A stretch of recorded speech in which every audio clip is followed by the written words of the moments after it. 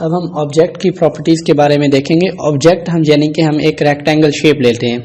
Rectangular tool F6 short keys है, यानी कि अगर आप कोई भी कोरल इस्तेमाल कर रहे हैं उसके बाद आप कोई बॉक्स बनाना चाहते हैं तो F6 प्रेस कर दें। क्या प्रेस कर दें? F6।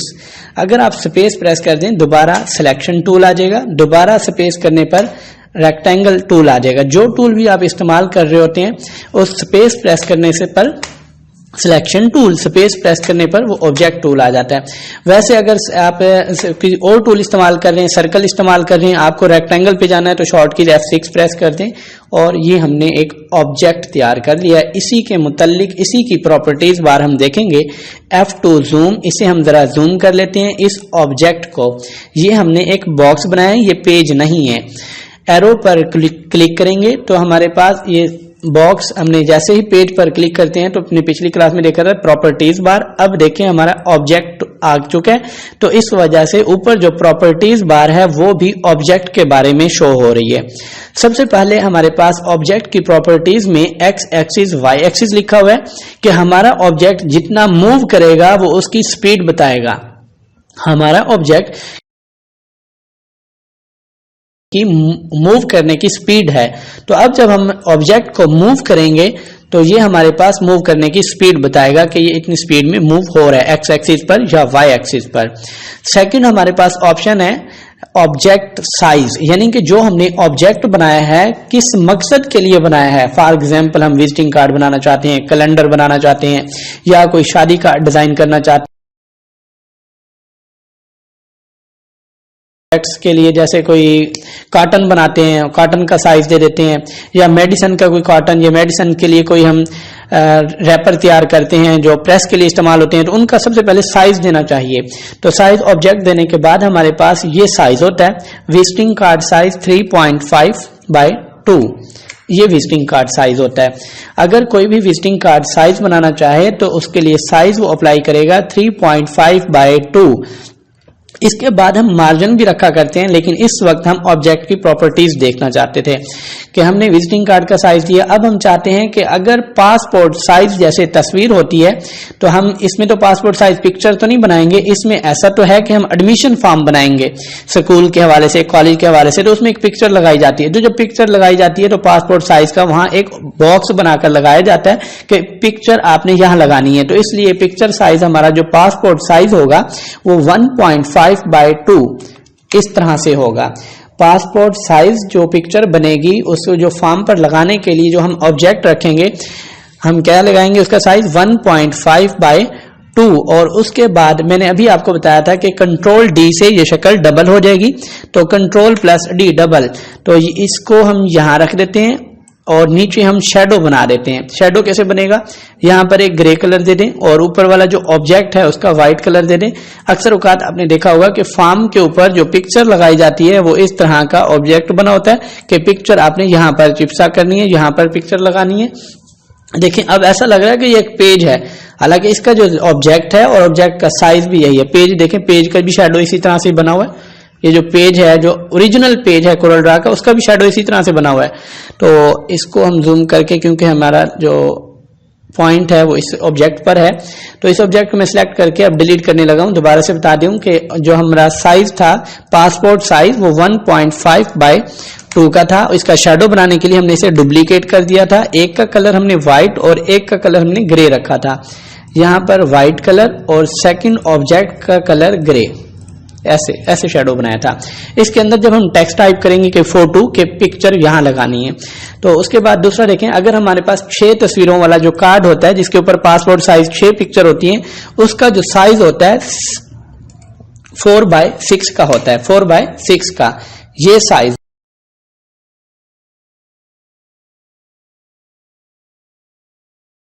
करते हैं। यानी आपके पास कोई बुक का साइज है, जैसे अक्सर रिसाला जो टाइप होता है वो 5/7 पे होता है, 5/7 पर जो रिसाले होते हैं छोटे बुक से, वो इस साइज में भी बनाए जाते हैं। तो कस्टम साइज है भाई, आपको सिर्फ साइज लगाना आना चाहिए। जो कस्टमर होगा वो आएगा, आपको बताएगा कि हाँ मैंने इस साइज का ये वर्क करवाना है, तो साइज वो आपको बताएगा, तो साइज आपको लगाना आना चाहिए। जैसे हम साइज दे देते हैं 4/4, यानी कि मुरब्बी शक्ल 4/4, लंबाई भी एक ही चौड़ाई भी एक ही। तो इसी तरह से हमारे पास आगे देखिएगा, यहाँ पर इसका साइज दिया जाता है, ऑब्जेक्ट साइज, उसके माउस ले जाने पर लिखा हुआ भी शो हो जाता है कि ऑब्जेक्ट साइज यहाँ दिया जाता है।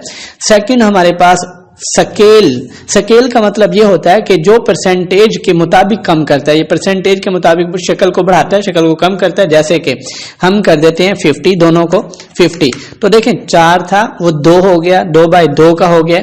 अगर हम इसे कर देते हैं 200 तो नीचे भी 200, तो बराबर में साइज बढ़ा है, बराबर में साइज कम होगा।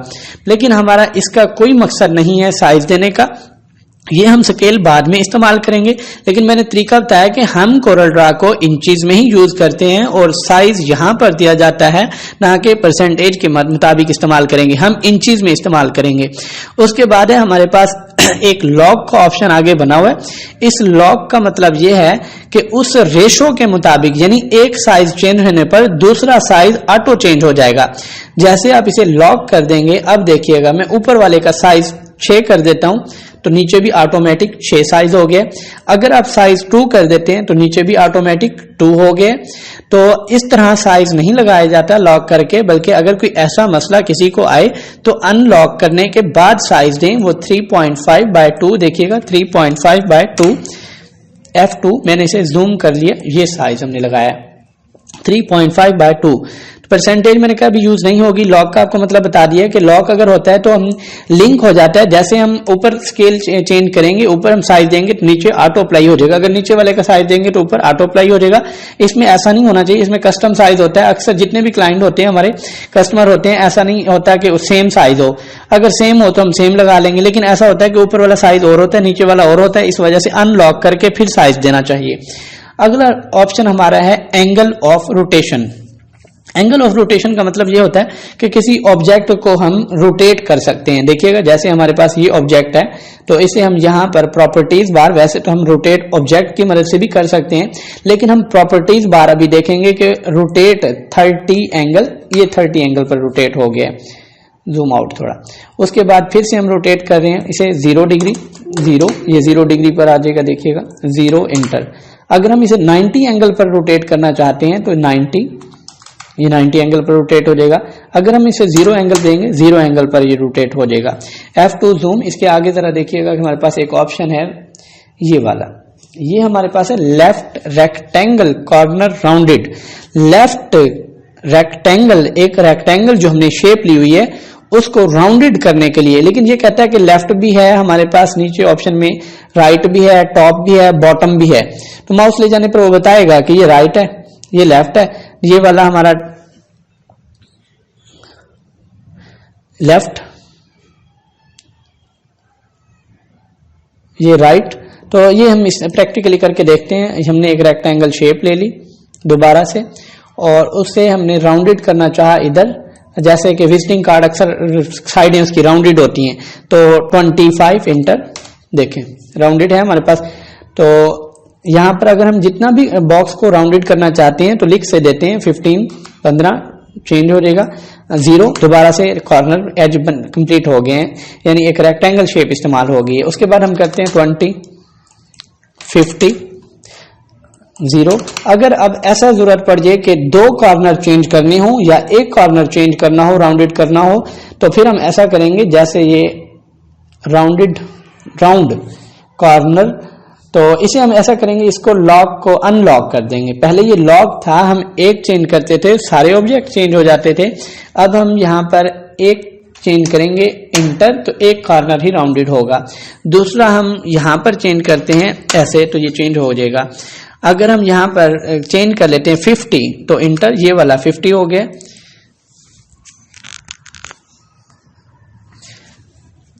ये वाला भी 50। अब देखें 2 कॉर्नर, एक ये वाला और ये वाला 50 पर, ये वाले जो है 30 पर। तो इसी तरह अगर लॉक करके एक को 0 कर दें, सारे 0 हो जाएंगे। अगर लॉक है, एक को चेंज करेंगे तो सारे राउंडेड हो जाएंगे। यहां पर क्लिक करें, एक सिलेक्शन टूल जो स्पेस जिसकी शॉर्ट कीज है। उसके बाद हम वैसे एंड में बता रहा हूं कि प्रॉपर्टीज बार मुकम्मल हो गई है। तो प्रॉपर्टीज बार में एक और चीज शो हो रही है आगे, टू बैक टू फ्रंट। इसका मतलब यह है कि अगर हमारे पास ऑब्जेक्ट 2 हों, कंट्रोल डी डबल, तो हम ऐसा करेंगे कि इसके ऊपर जैसे कलर आ रहा है तो टू बैक, तो ये बैक पे चला जाएगा, वो शक्ल नजर आएगी। जरा इसका कलर और कर देते हैं, इसको हम टू बैक करते हैं तो ये बैक हो जाएगा। टू फ्रंट, फ्रंट पे आ जाएगा। टू बैक, बैक पे, फ्रंट पे। जिसकी short keys shift page down और शिफ्ट पेज अप है, यानी अगर हम शॉर्ट कीज यूज करना चाहें तो shift page down, shift page up, page down page के पीछे, ऑब्जेक्ट के पीछे, अप ऊपर। ये हमारे पास ऑब्जेक्ट की प्रॉपर्टीज बार थी, एक सिंगल ऑब्जेक्ट की, जो कंप्लीट हो गई है। ये बहुत इंपॉर्टेंट था लेसन, इसके अंदर साइज वगैरह के बारे में था।